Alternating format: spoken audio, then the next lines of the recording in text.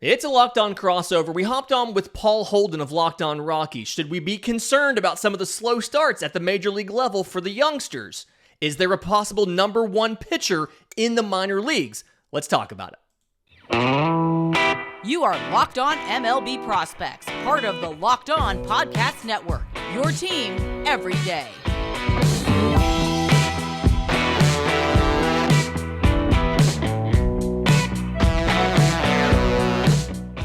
Yes, welcome on in to Locked On MLB Prospects, your home for all things minor league baseball. I'm your host, Lindsay Crosby, freelance baseball writer and podcaster. Thank you for making this your first listen.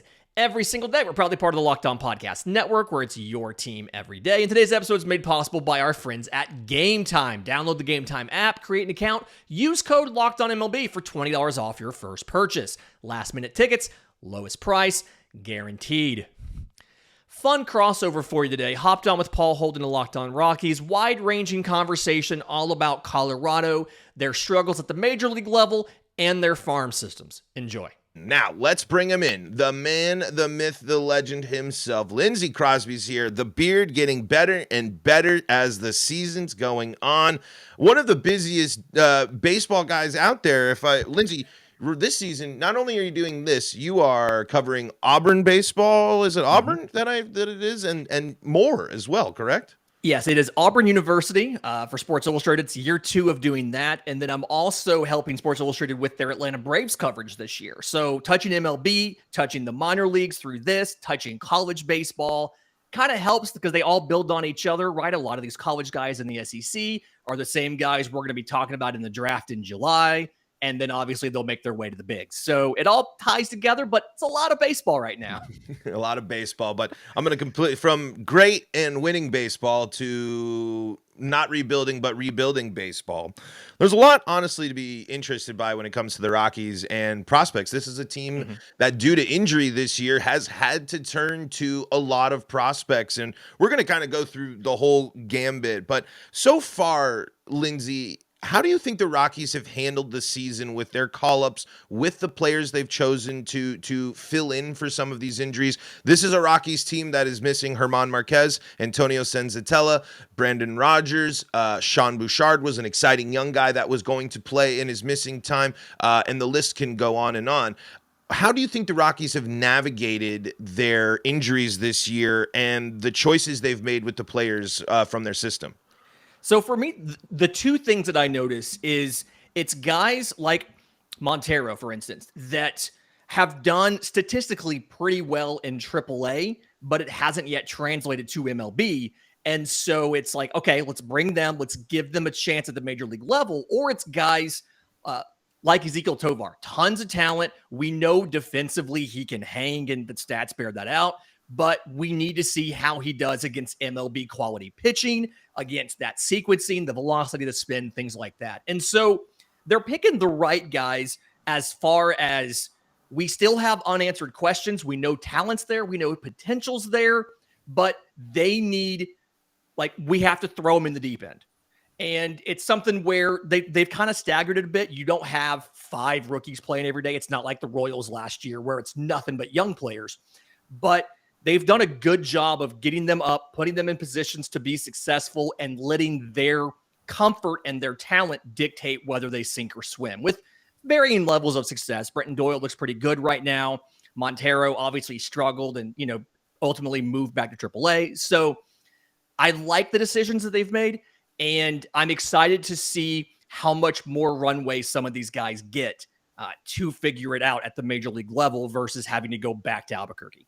Is throwing them in the deep end the most effective way to handle this? I mean, personally, I think going through the challenges of the season and the experience matters. And I think especially in a season like this where the Rockies, where they've played better baseball of late. It has been a better last 3 weeks than the first 3 weeks of the season, but it's still, currently as of recording this, the Rangers have just brought down the Thunder in this series. And so it's, I want to see more, but it is, can you really go Royals status? Can the Rockies really afford to have an infield of, at one point this season, Montero and Tovar, and then Harold Castro, Alan Trejo, and then Michael Toglia with more of your outfielders out there with Brenton Doyle in center? Can the Rockies really afford to do that?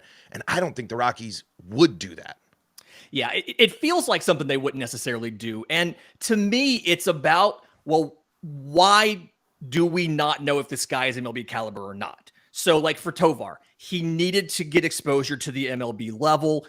The game power hasn't developed, and we knew he wasn't there yet with that, but he needed to see MLB caliber breaking pitches, right? So he needed to see sliders. He needed to see curveballs. He's not doing great with MLB caliber stuff. 121 batting average, 207 slugging. Doesn't have a hit on a curveball yet this year. May not have realized that.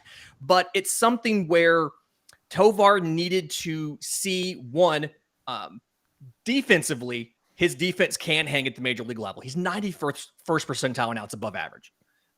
So like there's things like that. You guys who need to be exposed to it so you can see how good they are versus guys like a Drew Romo, for instance. Very advanced defensively, fantastic receiver.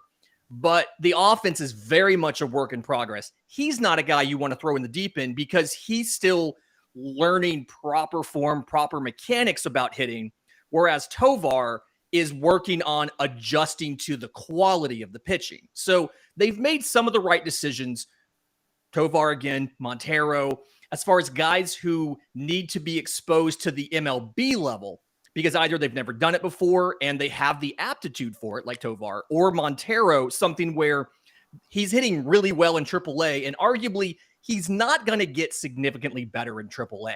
I mean, like right now on the season, 359, 415, 739 in AAA. He needs to, he's not learning at AAA. He needs to learn against the MLB caliber guys, and they kind of saw, here's what he struggled with at the major league level. He struggled with spin, specifically curveballs. He also did not have a hit on a curveball while he was up. Defensively, he struggled moving towards the bag. He struggled moving in that barehanded scoop and throw to first. And so they're making the right decisions on it. And you can't throw every prospect in the deep end, but the ones they've chosen are the ones who either needed to be thrown, like Montero, or had the talent to possibly not sink, like Tovar. Is Montero's future really at third base?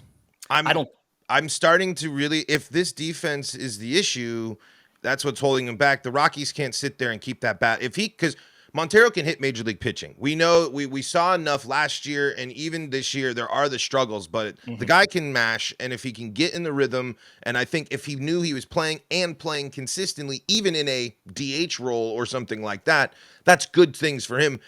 I don't think third base is I think the Rockies are, with the contract of Ryan McMahon, with how much, I don't know how much the Rockies really want to admit defeat ever with Ryan McMahon. I mean, Ryan McMahon still isn't hitting that offensive threshold, and that's the biggest dilemma, especially with these two.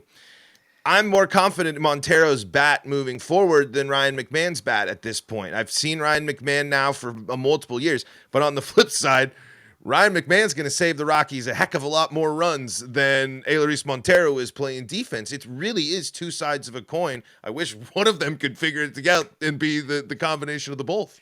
If you put them together, they're a fantastic baseball player. It's. I do think Montero ultimately needs to be at first base. And you have that struggle of Michael Toglia's best position is probably first base as well. But it's something where you've given McMahon enough chances now. He's 28 years old. I mean, he's been up.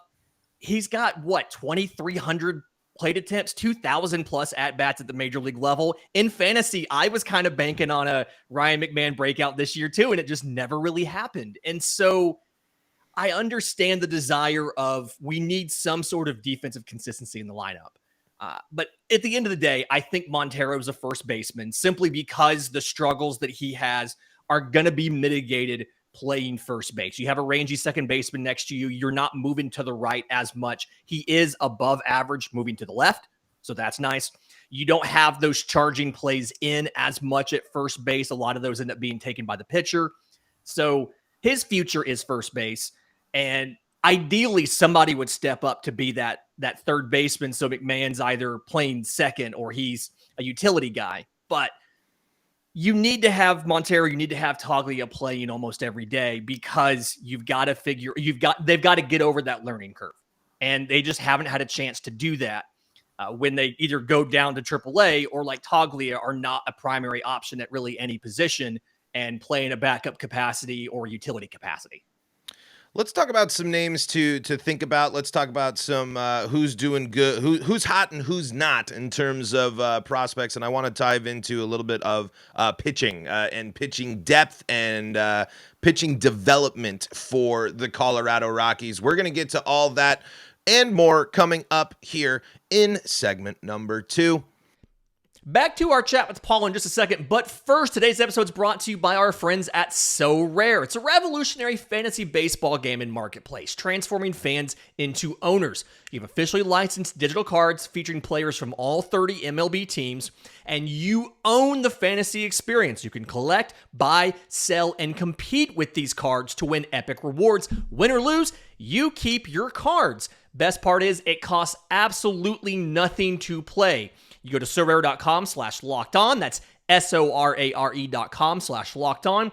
And you draft a team of free player cards. Every time you compete in a game week, there's 2 of those per regular week, you get a card at the end of the contest. The better you perform, the better the card is. As you move up the leaderboards, you can win fantastic rewards, game tickets, merchandise, signed jerseys, VIP experiences. I've been playing tons of fun. I'm probably the best person in the Locked On Podcast Network when it comes to playing the baseball part of So Rare. So head to sorare.com/lockedon, SORARE.com, to draft your team of free player cards, set your lineup, and start competing today to win epic rewards. Again, sorare.com/lockedon to start playing today. This is a special Locked On crossover event, Locked On MLB Prospects, Locked On Rockies. We thank you for making us your first listen of the day. Shout outs to our everydayers out there. You can support the shows by subscribing to the YouTube channels of both shows. If you want to be well-informed, deeply informed about the future of Major League Baseball and all the areas in between, Lindsay Crosby is your guy, and he's my guy on the show today. Lindsay, let's start. You had a whole list. Let's go with it. Let's do classic game show here. Who's hot? Who's not? Rockies prospects, either at the Major League level or a certain area. Isotopes are a pretty good team, I think. I like the Isotopes. They're fun to watch. Good camera angle. Not a lot of minor league teams have the great camera angles. But something that I'm really enjoying is Brenton Doyle was fun to watch there. Obviously, tons of fun to watch in MLB. But their rotation is kind of interesting because they've kind of got like 3 key guys, and then the rest of the starters will kind of rotate around. So it sounds very familiar to how they operate at the Major League level. There you go. It's like Logan Allen, Josh Rodgers, Jeff Criswell are kind of the guys. And Criswell is the one for me that I really find interesting because I feel like he's that close to being Major League ready. Now, the stats this year look awful. So just like up front, I'm acknowledging the stats don't look great. He came over last year in the Chad Smith deal. And so 1-4 in Albuquerque and 9 appearances, 7 starts, 8.35 ERA. So again, Criswell's stats don't look great, but he's working on stuff. The pitches themselves, he's got 4 pitches that are all average to above average. And again, that close. 4-seam fastball, he can touch 97 with it. It's got some good run to it. Average is about 93, 94. I want to see a tick or 2 on that. The changeup, I really love he can throw a changeup to a righty or a lefty, not something a lot of guys are comfortable doing. He can throw it for a strike. Sliders, one of those kind of classic tighter sliders since the mid-'80s. And then the curveball, I think if he can get the curveball where he's comfortable using it outside of just early in the count to steal a strike, he's right about there. And you can tell he's trying to throw harder. He's got the effort in his delivery. Makes me a little bit nervous just because of the whole perspective of there are no such thing as pitching prospects and they always get hurt. But he's really fun to watch because, again, that close to being there. Like, I mean, he was in the College World Series in 2019. That's where I first saw him for Michigan, followed him all the way through. Excited when he joined the Rockies system. And he's that close, throws tons of strikes. The walks are up a little bit this year as he's working on sequencing better, but just reminds me a lot of Chris Bassett. And we've seen what Chris Bassett has been able to do. And so I'm thinking, okay, all right, this is the year for Jeff Criswell. And again, statistically, it's not great, but the potential's there and he absolutely can be there. So if you're watching Albuquerque and you're trying to catch one of the starts, try to catch his. In the month of May, 3.71 ERA in 3 starts. He's pitched something like 17 innings, and I think he's given up a total of maybe 7 runs. So looking really good. He walked only 2 guys in his last 2 starts. He struck out 11 across those last 2. Really kind of turned it on in May. Yeah, I'd love to hear that. Love to see that. You mentioned him a little bit. Can we continue to be all aboard the Brenton Doyle train? The foundation seems to be there, especially for center fielder at Coors Field. He's already made some spectacular defensive plays. He changes the entire landscape when it comes to aggressiveness on base paths. He was the Rockies leader in stolen bases after being with the club for 2 days. Can we expect this to? I mean, I think he's going to face the same struggles. It's a young guy, and I think the second time through for a lot of these teams, the Dodgers are going to have his number. I think a lot of these teams are going to see him a lot, are going to figure him out a little bit more this year, but that's young guy stuff. If he's still making great plays and playing a good center field in Coors, how encouraged should I be, especially with the Rockies designating Jonathan Daza? Daza, of course, does end up back in Albuquerque and still with the system for the Rockies after not being claimed, but why do you think the Rockies went Doyle over Daza? It's something where he needed to test some of that stuff at the major league level. The thing that's been surprising for me, like we knew Brenton Doyle, super athletic. I mean, he's incredibly athletic, tons of tools. The question was always pitch recognition and being incredibly aggressive.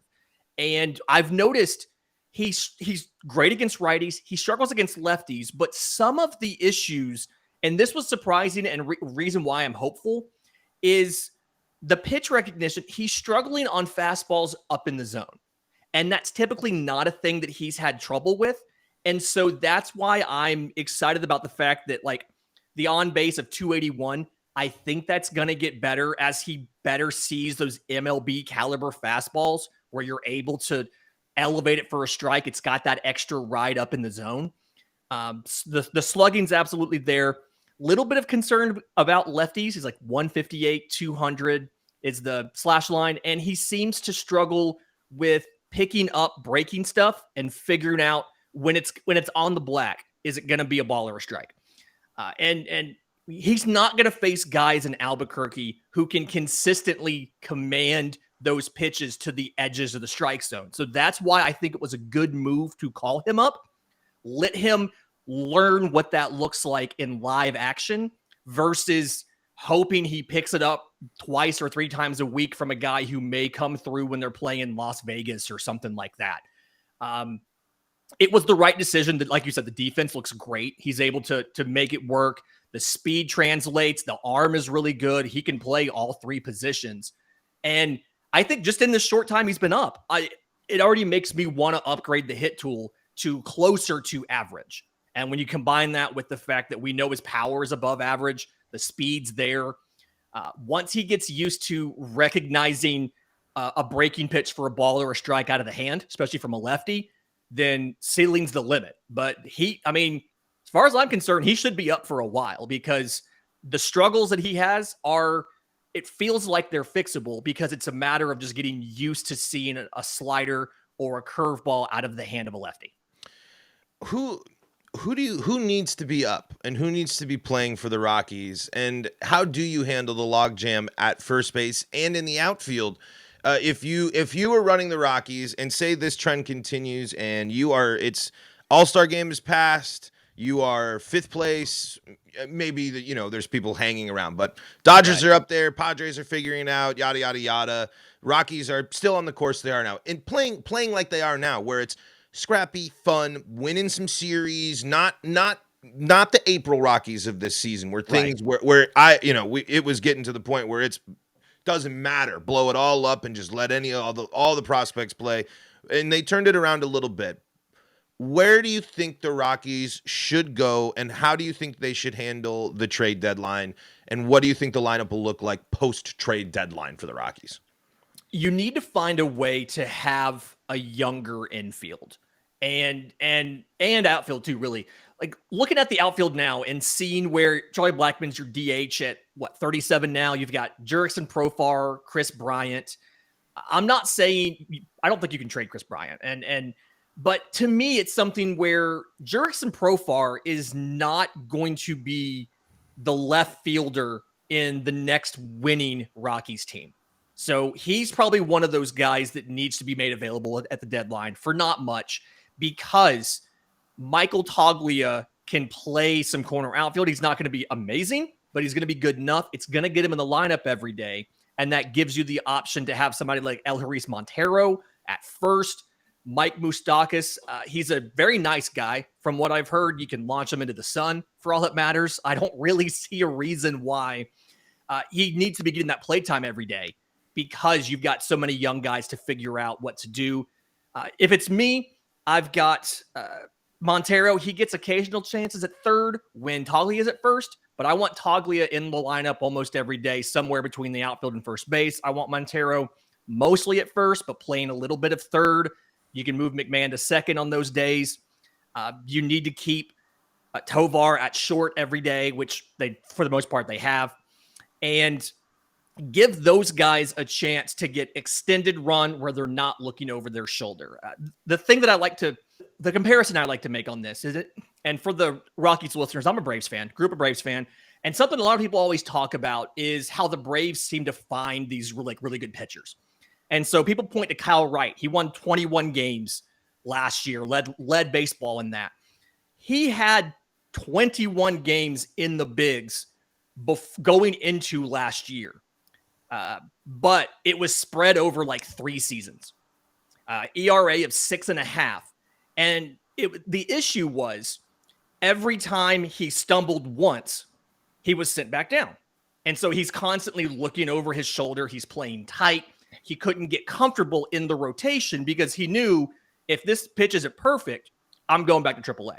And it kind of feels like when you have veterans on this team, like a Moustakas, like a Profar, that are not moving the needle as far as making you a contender, that's how these young guys are feeling. So find a way to clear, whether it's a DFA, a trade. At this point, I don't think it matters. Find a way to get some of these youngsters in the lineup on a consistent basis. Let them know, hey, the next month, you are playing every day.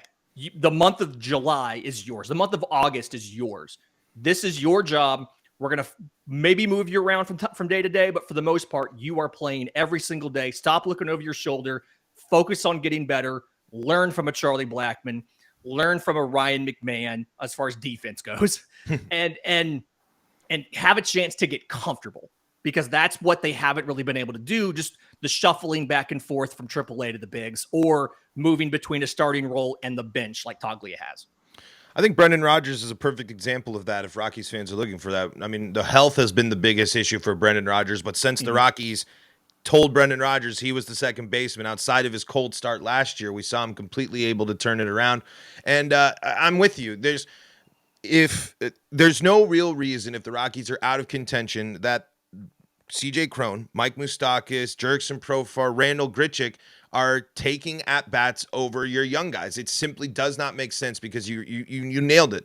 Those players are not helping the Rockies in the future. Chris Bryant in his contract, that's a different story. And, I mean, Chris Bryant might – hey, he might not be hitting for power, but if Chris Bryant's just going to hit singles for the rest of my life and they're clutch singles, you know what? And play a fine right field, we can take it. But I would love to see – I'm really excited to see hopefully – at one point this season, when it is the young guy infield, when it is that time, let Montero get a chance. The A's are in town. You're playing Oakland. Let Montero play some third base, and that Tovar, I'm pretty pumped on. I think the bat's going to come. I mean, I think what he's flashing is really exciting. Don't want to go too overboard, but I mean, I don't know. I think the foundation of the Rockies having another really exciting young shortstop is great, and Tovar being the third youngest player in the entire league right now, and is a factor there. Lindsay, I want to wrap things up with a focus mostly on pitching here, and just kind of a couple of states of that, and talk about two pitchers that got to make their debuts and how important it is just for a player like Riley Pint, even though it didn't go well and he went right back down, just to have that moment for these young guys. I want to talk about that and more coming up here in segment number 3. We're going to wrap up with Paul in just a second, but first, today's episode is also brought to you by our friends with Game Time. Buying tickets to your favorite event shouldn't be stressful, and Game Time is the fastest and easiest way to buy tickets for sports, music, comedy, theater, whatever it might be. You hop on the Game Time app, they have exclusive flash deals, and then you're protected by the Game Time guarantee. You'll always get the best price. If you find tickets in the same section and row for less than what you paid, Game Time will credit you 110% of the difference. You get images of your seats before you buy, so you know exactly what to expect. You buy tickets in a matter of seconds, 2 or 3 taps, and you're set, and they're delivered directly to your phone. You never have to dig through your email when you're not printing anything out. So snag the tickets without the stress with Game Time. Download the Game Time app, create an account, and use code LOCKEDONMLB for $20 off your first purchase. Again, create an account with Game Time, redeem code LOCKEDONMLB for $20 off. Download Game Time today. Last minute tickets, lowest price, guaranteed. This is a Locked On crossover event between Locked On MLB Prospects and Locked On Rockies. Thank you for making us your first listen of the day. Lindsay, we're running a little bit late, but we'd be amiss if we weren't going to talk Rockies and pitching, honestly. You look at the overall depth of Rockies pitching, and you look at this season, and the Rockies have had to call on some young guys, and some of them have been, flashed some interesting stuff. Ryan Feltner, before unfortunately taking a crazy hit off of a bat to the face, had some strong starts.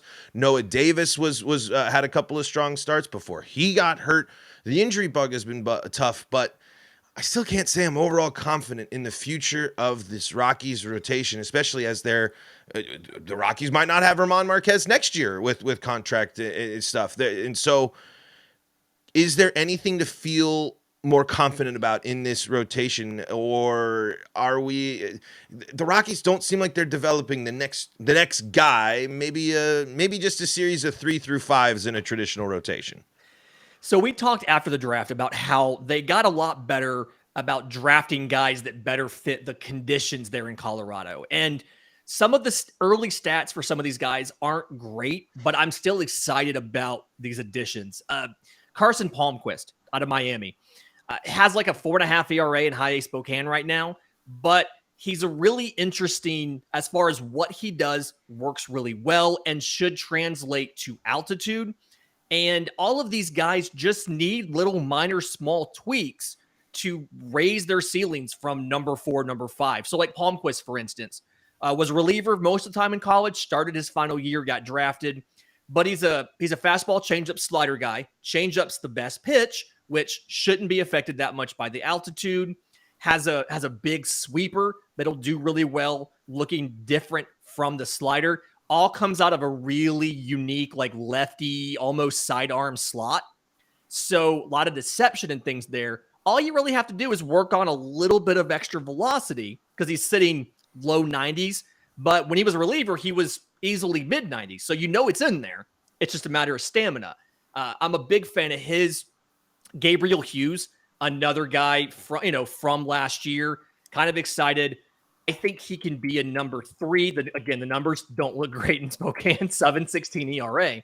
But has that fastball with the power, can run it up to 97, 98.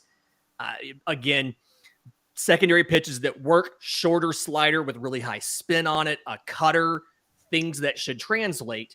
And so it'll take a little bit of time, but they've done a better job at finding guys who should translate to Colorado, because that's been the big issue, is finding pitchers that are effective at home.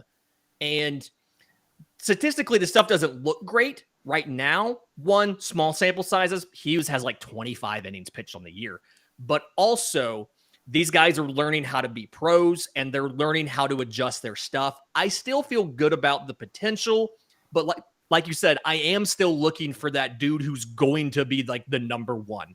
You're still missing that slam dunk, no doubt guy. And I would expect to see going after some, like I'd love to see a little bit more focus like last year on some college pitching, especially early in this year's draft, because it should be a pretty good class for that.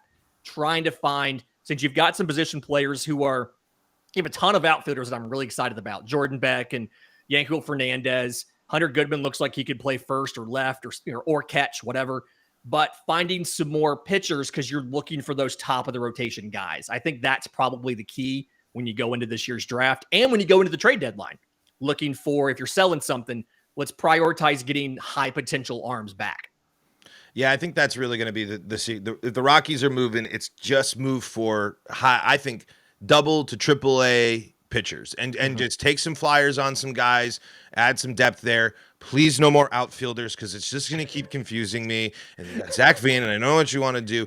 I kind of want to hit just a couple of rapid fire things here before we go here. Of course. How significant and how important is it for a player, especially like Riley Pint, for players like Riley Pint and Carl Kaufman to get their debuts here in a Rockies uniform? What does it mean to those guys? Stat lines aren't the prettiest, but they made it. They can say they pitched in a major league game. What does that mean for these young guys? Riley Pint's a validation that, like, hey, you didn't waste a number 4 overall pick, right? Came up, like you said, didn't look absolutely amazing, but got in a game. I mean, sinker cutter, showed that he can be a useful piece at the major league level with a little bit of refinement. So it's a validation of the long work that he's put in. I mean, he was Rule 5 eligible at one point. But then also it shows that like you're able to maximize the value of the guys that you have in the organization. And a lot of teams almost kind of give up on their guys at times. And this is something where it's like, no, we're going to find a way to use them. Yeah, maybe Kaufman didn't stick as a starter for us, but we're going to use him in relief if we have to. We're going to make him look good. In this case, I actually think he did start that one game, like 4 1/3 innings. Mm-hmm. But still, we're going to get something out of these guys. We're going to figure out what they do well and then try to put them in the best position to succeed. It was one of the better matchups he could have had as far as, 4-seamer, slider, 2-seamer kind of thing. Big to me to get guys to the bigs because that's half the battle, right? 90% of players never see the big leagues, but your first rounders need to be showing up. So getting Pint was big. Kaufman was a second rounder, but still, first rounders need to get to the bigs. Second rounders, 50-50. You should try to get them there too. They got both those guys up. That's a success. That's a win right there. Not every team can say that. I agree. Is this team going to move on from any prospects? There's going to be some guys, I think you're going to see some change in pitching. You're going to see some of the pitchers where they're going to say, okay, we better understand what works and what doesn't work. And we are now, something that I've noticed looking at this team, we are now putting more of the focus on you have to do some of this work and you have to buy into what we're doing. It's not just a change in how we draft. It's a change in how we develop and the mindset we're trying to instill. And there's guys that don't necessarily buy into what they want to do. You're going to see them move on from some guys. And there was actually some cuts, I think, just last week. Some guys who were in extended spring and then just kind of vanished. So you're going to see some more of that. But I think right now you're probably not going to get rid of any of your higher up prospects simply because there's not a ton of, like we said, high level pitching to be excited about. And so you want to try to just do as much work as you can to see if any of these guys can raise that ceiling before you let them go. And we're just not quite there yet with some of these guys. All right. Do we see Veen this year? I don't think we do. He has to adjust to the guys that have better command in AA. Something that I've noticed is he's struggling with guys who can, same thing we talked about for Doyle. He's struggling with guys who can command their pitches instead of just having control to throw it for a strike. He's getting prone to chasing off the plate, things like that. It's an adjustment period. but I think he's already starting to make that adjustment. And as the power comes in, I think you see him probably in AAA by the end of the year. I don't think you see him in Colorado until 24. Lindsay Crosby, host of Locked On MLB Prospects, giving us all. We could have gone for another. We have plenty more to talk about with this Rockies team. I think that's a usual theme of our crossover episodes, but we gotta call it here. Gotta thank you again, Lindsay. Where can they find you? Where can they follow all your work? I'm on Twitter at Crosby Baseball. The show Locked On MLB Prospects available wherever you get your podcast and on YouTube. We're on Twitter at Locked On Farm. And if you have questions for the show, send them to us. We do that at a mailbag every single Monday. And hey, that means, and he does do Rockies episodes. I can promise you he's not someone that sleeps on Rockies prospects. I promise. If you're out there curious about the Rockies, at Paul Holden 33 if you want to follow me, or at LO Rockies, Locked On Rockies on YouTube. Thank you all so much for making us your first listen of the day. We are free and streaming on your favorite streaming service. Folks, until next time, this is Paul Holden saying so long from the Locked On Podcast Network.